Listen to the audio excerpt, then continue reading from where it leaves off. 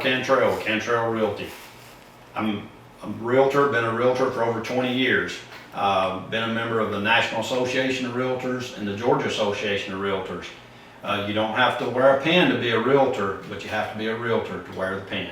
This is my partner, Travis Herndon. Hey, I'm Travis Herndon with Cantrell Realty. I'm a realtor as well. I have over 19 years in the land development and real estate business, and Lamar's going to tell you just why we're doing these videos. Yeah, hopefully we can put together from time to time some educational videos using different industries that we interface with that may be a help to our buyers and sellers, and even people that maybe own estates and are just managing properties until the time's right for you to sell. Hopefully these videos will be a big help to everybody. I'd like to introduce our special guest today, Russell Howard with R.W. Howard Surveying Company. I'd like to have him tell us a little bit about himself. My name is Russell Howard. I started my business 11 years ago in Jasper. Moved back home with a license and decided that I wanted to practice surveying here in the county.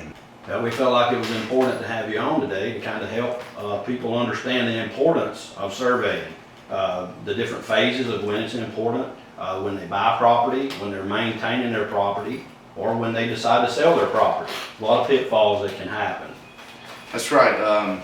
A lot of people aren't familiar with the process and how it all works and how we're all interrelated in transactions of land. You know, realtors, real estate attorneys, land surveyors, potential engineers, different services that are all critical to a real estate process and to property ownership throughout time.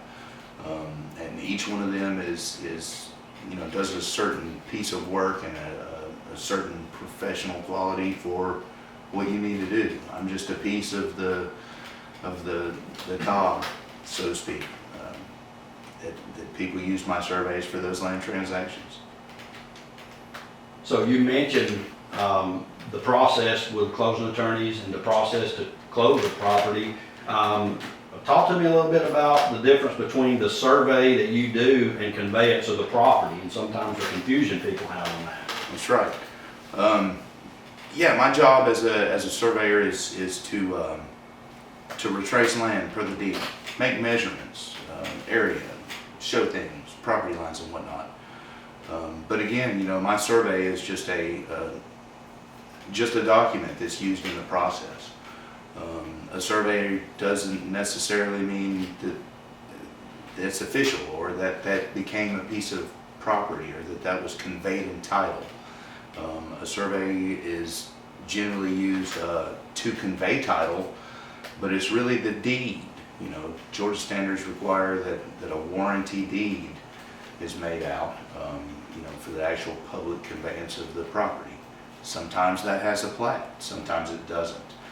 Sometimes it's representative of that plat, but a lot of times the survey, like I said, is just a piece of the equation.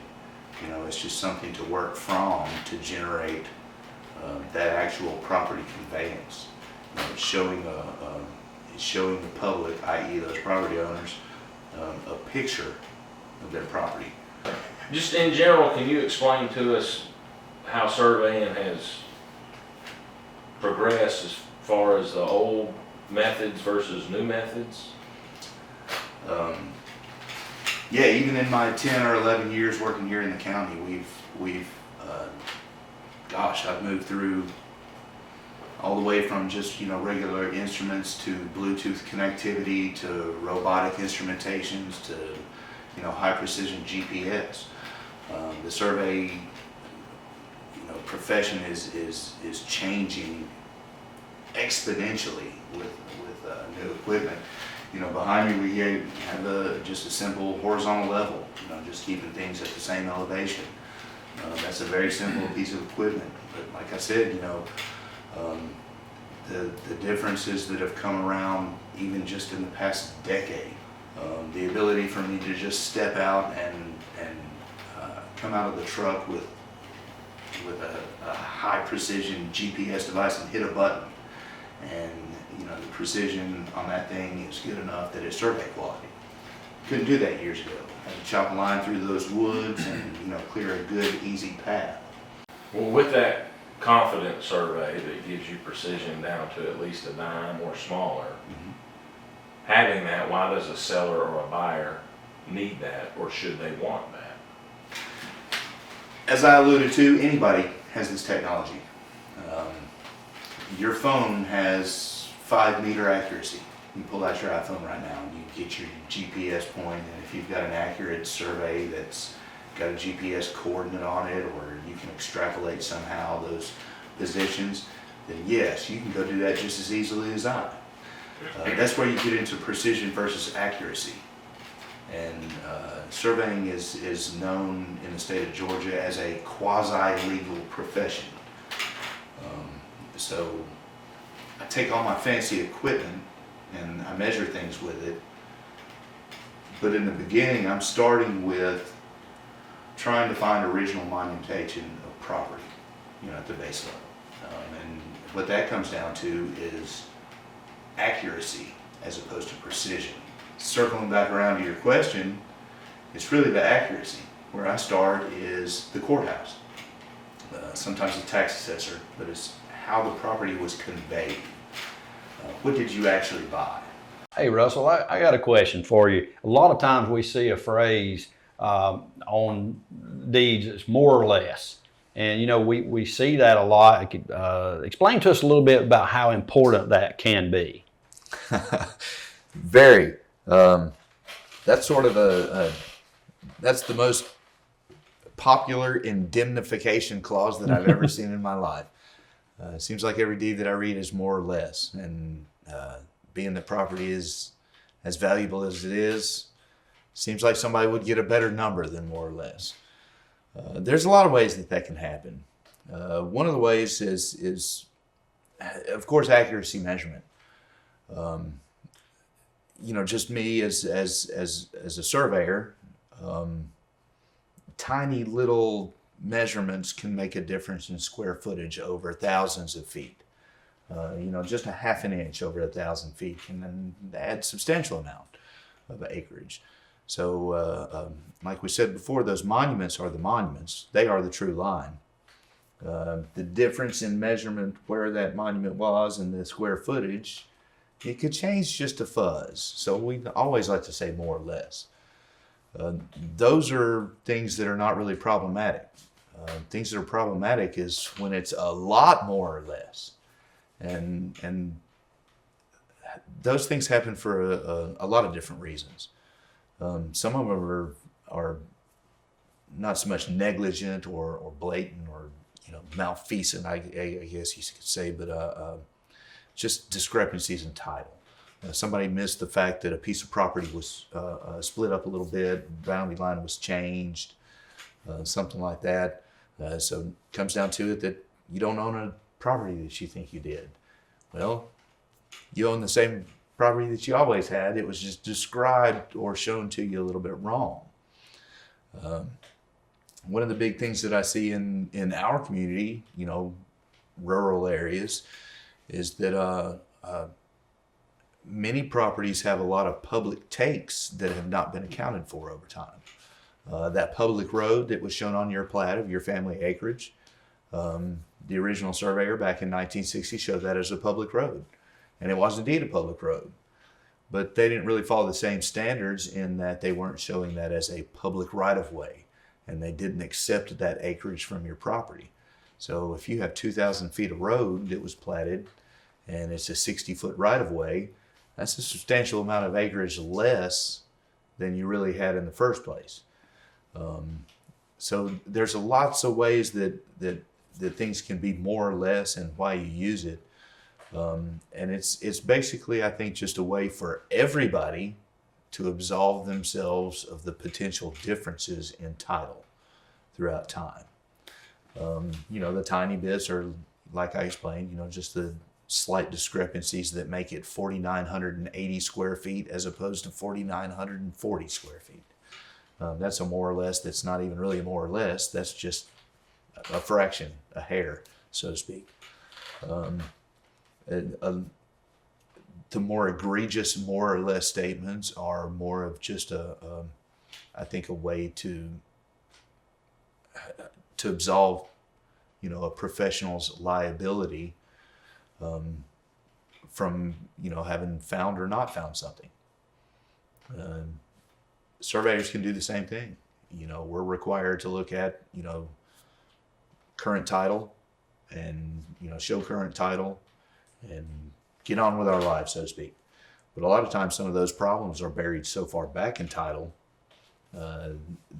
they're still legal and they still hold, but they're not in that current title. So a lot of times, whether it be a real estate agent or an attorney writing a meets and bounds description or a surveyor writing a meets and bounds description, a property description for an attorney, that's just become kind of a common statement just to kind of accept the fact that property is not exact and perfect every time.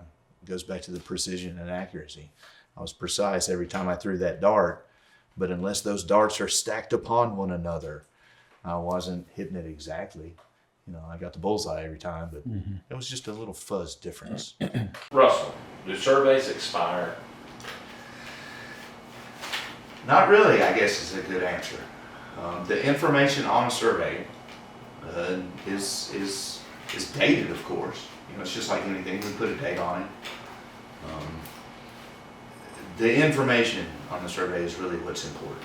It's not the name on who it is, who it was made for, anything like that. We're just giving as a surveyor, I'm giving a product and a representation of a deed, let's say, on a certain date. That information doesn't really ever expire. Many times we retrace deeds and properties are sold using a survey that could be hundreds of years old, very old surveys. The information on that survey is still valid. What you have to wonder is how valid is that information, and is it still, is it still the same piece of property that old survey shows? Throughout time, there could have been something that happened where a boundary line changed, an agreement in a deed, where they, gave a piece of property to a neighbor or changed a line somewhere. A piece is taken out.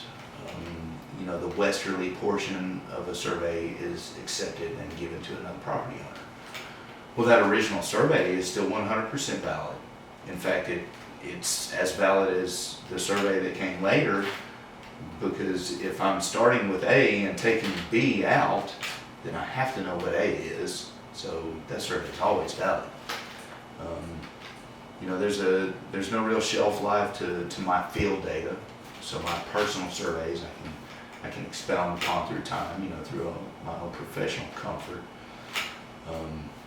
But what you need to be worried about the expiration of the survey itself is it still representative of the property currently? Because a lot of things can happen through time. That survey is still 100% valid of your family land that shows 120, 160 acres potentially. But that really just shows the boundaries of the land, and it doesn't take into consideration, again, public right-of-way of a road, stream buffers that you're not allowed to get into,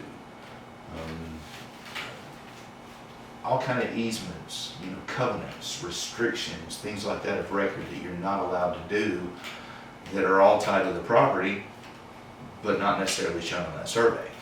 That survey, again, is valid.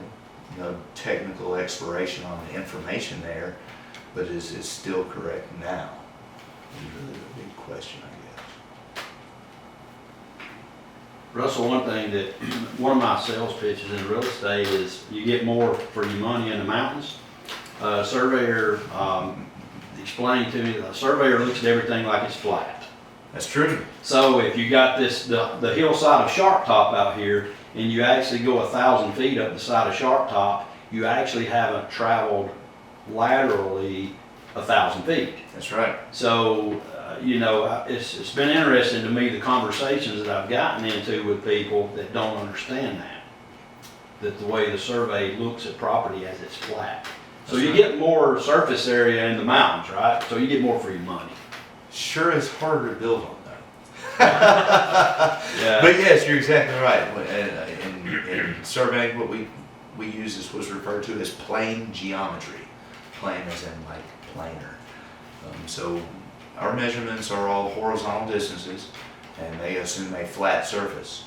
So yeah, you're right. You know, an acre of land in a flat surface is less than an acre of land up here in the mountains because we just have more land in between those two horizontal points.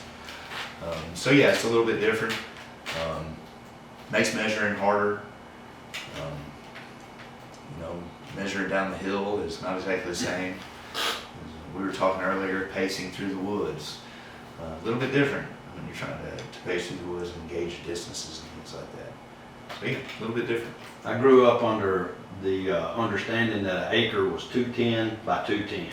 My dad said it, my grandpa said it, and his dad probably said it. And then when I got in real estate school, and it never really came out to 43,560 square feet. I'm like, something's wrong with my math somewhere. Right. That is the old timers. I mean, they hang on hard to the 210 by 210 rule. So, do you get into that? I do a lot because, again, we're in a rural community where some property transfers are just a simple meets and bounds description, even if that technical sometimes. I've come across a lot that, you just deed an acre in the southwest corner to my son, and that was about the only description you got. Mm-hmm. The 210 by 210, that's pretty close. Mhm. I think it's really close. But not exactly, but that was a good even number for everybody to remember and pull down and throw on the ground and, just keep Right. remembering throughout time. That's a perfect square, Mm-hmm. that equals almost an acre. So that's just your typical piece, and I guess, your typical measurement. But we do large land tracts, and when you get into, when you have 171 of those perfect little squares, the 210 by 210 rule really, That's out the window. yeah, it is. That's out the window, because then, you take into consideration that everything is a factor of numbers squared as opposed to just, the numbers themselves. So they're not just one time bigger, they're 4 times bigger than they ought to be, or smaller, whichever you're looking at. Yeah, and the shape of the property, your orientation of your property, where it's located, all those things have to do with, what kind of services I'm gonna have to provide to you. It might be an acre of land, but man, that might be difficult.